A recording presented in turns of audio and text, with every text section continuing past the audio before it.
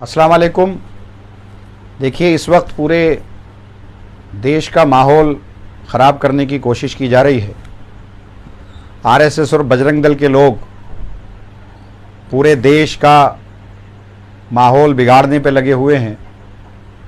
ख़ासकर जहाँ जहाँ इनकी सरकारें हैं वहाँ ये ज़्यादा बिगाड़ रहे हैं।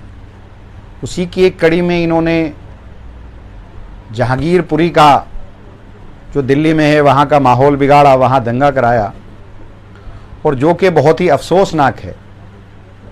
दंगाई का कोई मज़हब नहीं होता, दंगाई का कोई दीन नहीं होता, दंगाई दंगाई होता है और दंगाई किसी का नहीं होता।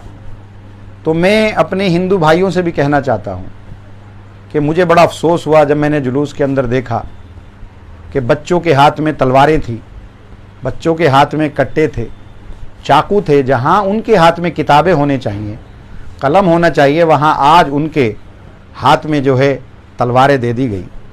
और ये खुद बजरंग दल और आरएसएस और भाजपा के जो लोग हैं अपने बच्चों को विदेशों में पढ़ाते हैं और आपके बच्चों के हाथ में तलवार इन लोगों ने दे दी। तो ये एक सोचने का मुकाम है। खुद हमारे देश के जो है होम मिनिस्टर साहब, उनका बेटा शेखों के साथ में खेलता है, शेखों के साथ में रहता है, मजाक करता है, उनके साथ में बिजनेस करता है और आपके बच्चों को नफ़रत सिखाते हैं। अगर ये वाकई मुसलमानों से नफ़रत करते हैं तो शेख भी तो मुसलमान हैं। लेकिन इन्होंने पूरे हिंदुस्तान में ये चीज़ दिखाने की कोशिश की, पूरे हिंदुस्तान में एक माहौल बनाया, हिंदू भाइयों को ये चीज़ बताई कि तुम्हारा असल दुश्मन मुसलमान है। अगर तुम और मुसलमान को अगर हम मार रहे हैं तो तुम्हारे दुश्मन को हम मार रहे हैं, मुसलमान को अगर हम कमज़ोर कर रहे हैं तो तुम्हारे दुश्मन को हम कमज़ोर कर रहे हैं। आप खुद सोच कर देखिए कि हिंदुस्तान में 15% मुसलमान हैं, 15 से 20% मुसलमान होगा और आप लोग 80 से 85% है। कहीं 15% जो बहुत ही कमज़ोर तबका है आपको नुकसान पहुंचा सकता है।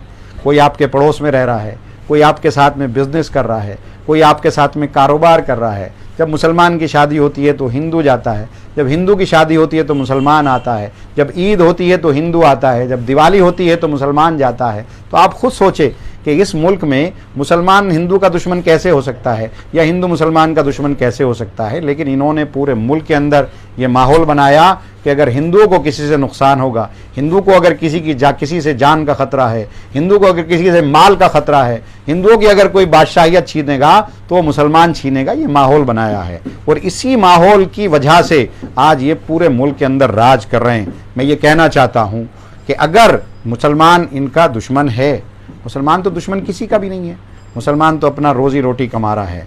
आज ये सत्ता में सिर्फ इसी बुनियाद पर बैठे हैं। असल आपका दुश्मन कौन है?